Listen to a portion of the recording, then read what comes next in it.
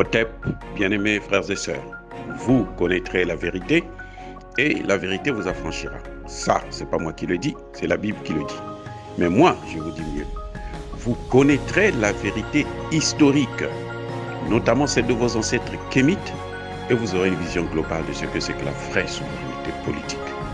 J'ajoute, vous reviendrez à la spiritualité africaine ancestrale et vous comprendrez les enjeux de l'indépendance économique. Et pour terminer, vous accepterez votre identité culturelle kémite et vous obtiendrez deux choses. La première, c'est la paix. La seconde, c'est le développement, à une condition. L'unité de toute l'Afrique noire, l'unité de tous les Noirs du monde entier.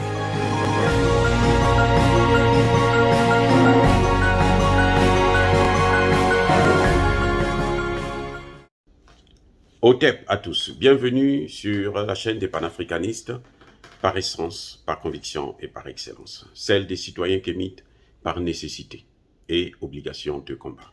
Nous sommes une chaîne qui n'est guidée que par nos ancêtres et rien que par les ancêtres qui appartiennent à l'égrégore du monde noir.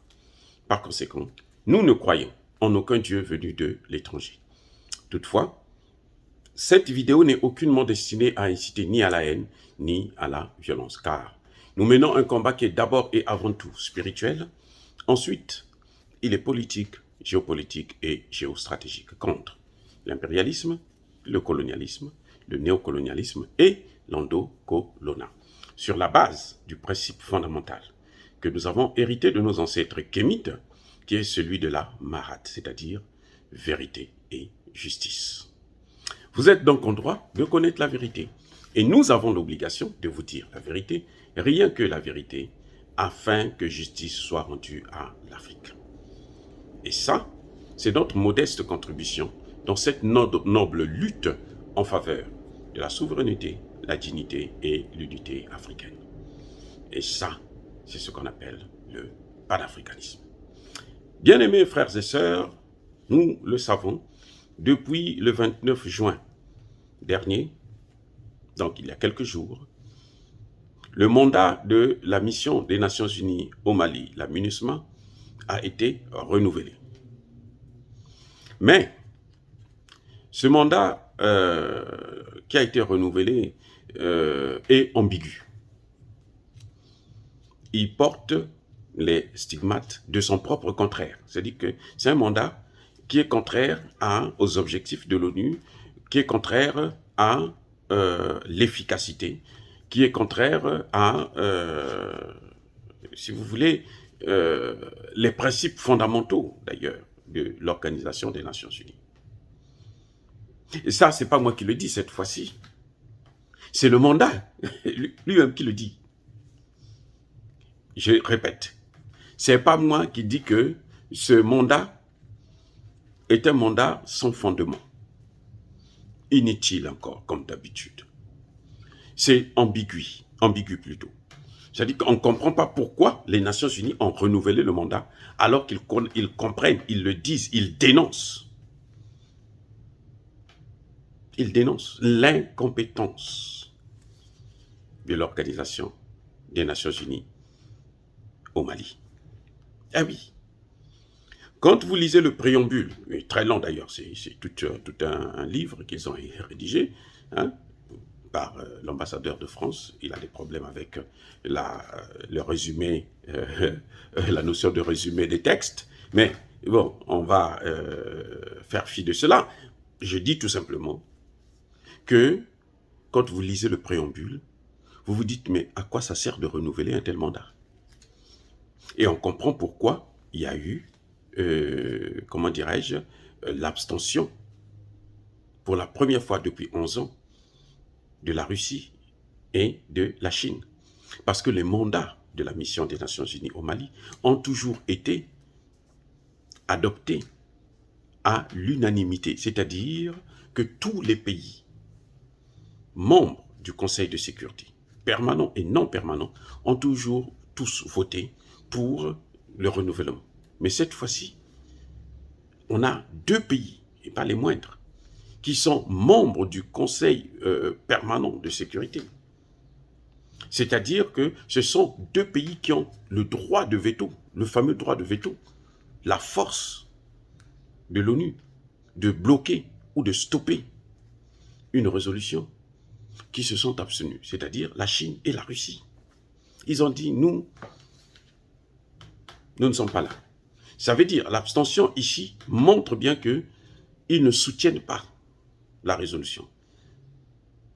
Et souvenez-vous, c'est là où je fais mon reproche. Je pense que la Chine et la Russie auraient dû carrément utiliser leur veto, bloquer cette résolution. Parce que, vous savez quoi?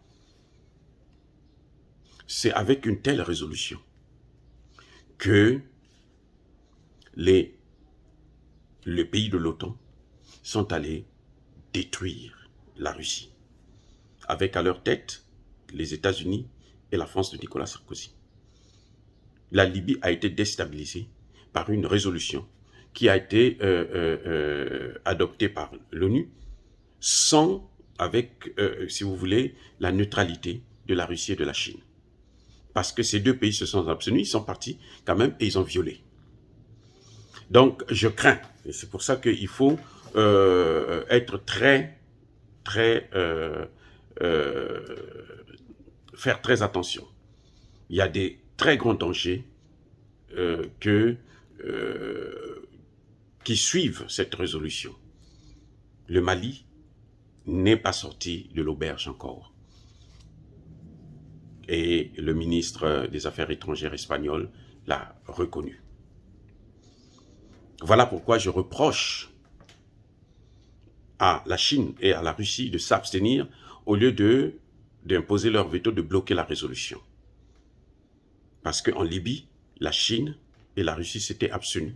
Et ils sont allés, on connaît maintenant les résultats, on le voit, c'est ce qui d'ailleurs a déstabilisé le fameux Mali, dont ils veulent venir jouer le rôle de pompier.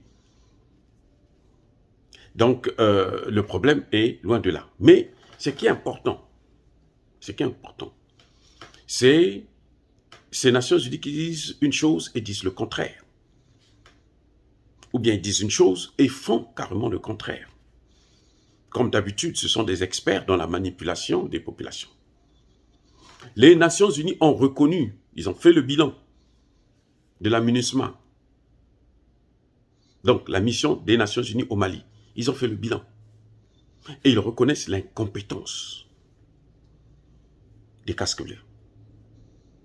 Il y a plus de 60 et quelques pays qui interviennent là-bas. Mais ils sont tous incompétents.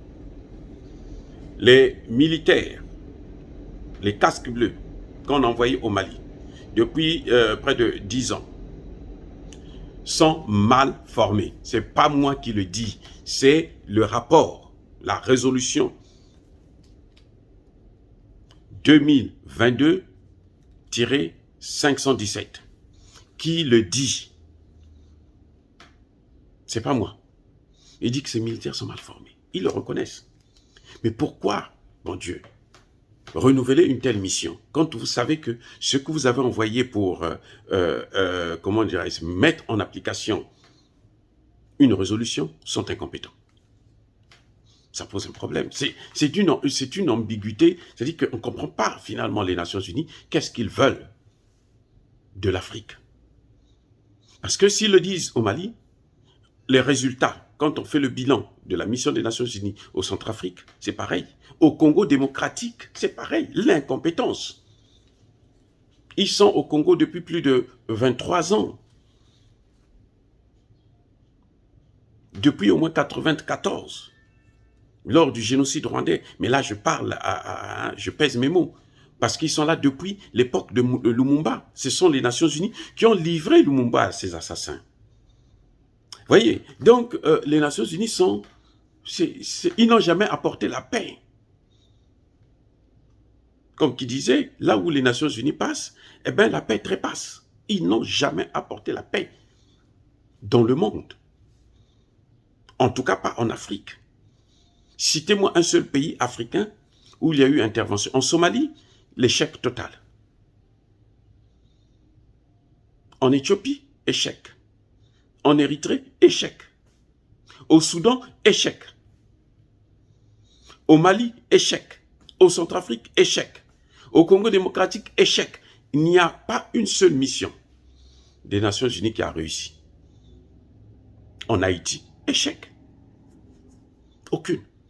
Regardez ce que les Nations Unies ont laissé en Haïti. Haïti aujourd'hui est livré aux gangs après une intervention pendant plus de 25 ans des Nations Unies. Échec total. Vous voyez, il y a un problème. Vous dites que les agents, les casques bleus sont incompétents, mais vous choisissez encore de les laisser là. Ils sont mal formés, ça c'est un. Deuxième élément qui sort de cette même résolution, la France elle-même, l'instigateur, le rédacteur de cette résolution reconnaît que les Nations Unies, les casques bleus sont indisciplinés.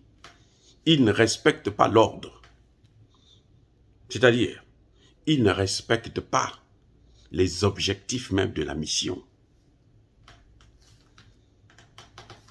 Eh oui. Et pourtant, les militaires sont les plus disciplinés de toutes les institutions qui existent dans le monde. Ce seraient les militaires les plus disciplinés. Mais ces militaires-là qu'on envoie aux Nations Unies, dans ces missions, notamment en Afrique, sont les premiers indisciplinés, qui ne respectent pas l'ordre. Ils ne respectent pas les objectifs même de la mission. Et comment avoir l'audace de renouveler une telle mission quand vous avez affaire à des gens qui ne respectent pas les principes de l'Organisation des Nations Unies? Il y a un problème. Il n'y a pas que ça. Les Nations Unies ne travaillent pas dans la transparence au Mali. Donc les Nations Unies souffrent d'un manque de transparence dans leurs actions. C'est-à-dire, ils travaillent dans l'opacité. Il n'y a pas de clarté. Les gens ne savent pas ce qu'ils font. Ne doutez pas qu'ils puissent être des voleurs de matières premières. Eh bien, s'il n'y a pas de transparence, c'est ça le rôle des Nations Unies. Ça ne suffit pas. S'il n'y a pas de transparence, ça veut dire qu'ils travaillent dans l'illégalité la plus totale. Ils ne respectent pas la justice, ils ne respectent pas la légitimité, ils ne respectent pas la souveraineté de l'État malien. Alors qu'ils sont là pour accompagner un État. Ne soyez pas surpris que le renforcement des capacités de l'administration malienne ou de l'armée malienne ne soit pas effectif. S'ils travaillent dans le manque de transparence totale. C'est parce que ce sont des menteurs, ce sont des voleurs, ce sont des escrocs. Ce ne sont pas des gens sérieux, ce ne sont pas des gens honnêtes. Eh oui, les gens honnêtes travaillent dans la transparence. C'est parce qu'ils ne respectent pas les droits de l'homme. S'ils respectaient les droits de l'homme, ils devraient travailler dans la transparence. Parce qu'ils ne respectent pas la souveraineté et la liberté du peuple malien. Ça, ce n'est pas moi qui le dis, c'est le rapport lui-même, le préambule même de cette résolution 2022-517. Mais quand même, il renouvelle cette mission. Un autre élément qui, cette fois-ci, ne sort pas de ce rapport, mais qu'il faut quand même connaître pour comprendre à quel point ce mandat est ambigu. Vous avez un homme, Amadou Diallo, le fameux Koufa, un tueur, un terroriste reconnu par l'OTAN, par la France, par les Nations Unies, recherché, l'ennemi numéro 1 de la mission des Nations Unies au Mali. Un homme qui va être annoncé par les médias mensonges, RFI et France 24, qu'il a même été tué. Tout le monde a cru qu'il était mort, alors le Mali devrait souffler, ce serait un en moins. Mais non. Le terroriste Koufa est en vie. Et qui le remet en selle? C'est bien ces médias mensonges, ces pays-là qui ont demandé le renouvellement du mandat de la mission des Nations Unies, c'est-à-dire la France. On prend un terroriste recherché par tous, par le monde entier, pour les crimes qu'il a commis au Mali, et on fait de lui un porte-parole, un partenaire fiable pour lutter contre un gouvernement. On le présente comme un homme qui respecte les droits de l'homme, un terroriste qui respecte les droits de l'homme. C'est pour ça qu'il travaille dans le manque de transparence totale, à cause des choses pareilles. Parce qu'ils peuvent prendre des terroristes et les transformer en hommes politiques, faire de ces terroristes-là des interlocuteurs politiques de premier rang. Demander à ce que ces terroristes puissent participer dans un gouvernement au Mali pour appliquer les accords de paix, soi-disant d'Alger. Ces accords de paix qui avaient été imposés au gouvernement malien. Voyez, un terroriste qui hier était recherché par les mêmes qui aujourd'hui l'élèvent. Et vous me dites qu'il y a la transparence dans leur travail? Non. C'est des escrocs, c'est des tueurs, c'est des criminels. Voilà ce que fait, ou ce que font les soldats étrangers, au Mali. Voilà ce qu'ils font. Et il n'est pas le seul. Beaucoup de terroristes qui ont été annoncés morts par la France se retrouvent encore vivants dans d'autres pays, en Algérie, au Burkina Faso, ainsi de suite. Donc, ils ne les tuent pas. Ils ne sont pas en guerre contre les terroristes. Mais bien entendu, ils ne peuvent pas les tuer puisque ce sont eux qui les ont formés. Ce sont eux qui les ont formatés. Ce sont eux qui les ont emmenés, jetés en pâture dans le Sahel et maintenant dans le golfe de Guinée. Ce sont eux. Ce sont eux qui les ont préparés en Libye avec l'intervention de l'OTAN en Libye. Ils ne peuvent pas amener des terroristes en Libye et les amener après, les affecter, hein, j'allais dire un mauvais mot, les affecter au Mali, dans le Sahel, et dire qu'ils viennent faire la lutte contre eux. Non, c'est pas possible. Voilà comment une mission des Nations Unies peut être renouvelée, alors qu'on sait très bien que elle ne portera aucun fruit, elle ne donnera rien. Le bilan, il est d'ores et déjà nul. Si pendant 10 ans, ils n'ont fait qu'aggraver la mission des Nations Unies présente avec plus de 15 000 hommes en armes, ils n'ont fait qu'aggraver la situation, ils n'ont fait qu'aggraver l'occupation du Mali, ils n'ont fait qu'aggraver la déstabilisation du pays pendant 10 ans. Vous croyez que c'est maintenant, en un an, qu'ils vont pouvoir rétablir les choses? Alors qu'ils disent très bien, les États-Unis, eux, ont dit que nous allons punir les pays qui ont des relations avec la Russie. Et le Mali en fait partie. Qu'est-ce qu'on peut attendre d'une telle mission? C'est quand même assez ambigu de voir de tels éléments. Surtout que eux-mêmes, les membres du Conseil de sécurité, ont reconnu qu'ils étaient des incompétents. Ils ont reconnu l'incompétence. Donc, encore une fois, on est en train de jouer avec l'Afrique. C'est juste une méthode de, comment dirais-je, recolonisation du continent africain qui est en marche. Et c'est ça que nous condamnons. Et c'est ça que nous combattons. Dire cela, c'est inciter à la haine ou à la violence. Non. Nous sommes une force tranquille. Ya Bakolerve, ya Maleme. Encore une fois, les gars, soyez bénis par le Dieu des Kémites. J'ai dit et j'assume.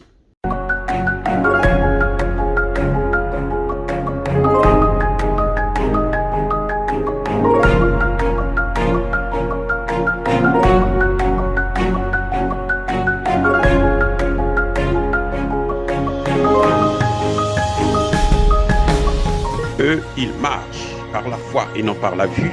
Mais moi, je vous conseille vivement de marcher par la connaissance scientifique et historique, notamment celle de nos ancêtres kémites, par les 5 sens et par l'intelligence.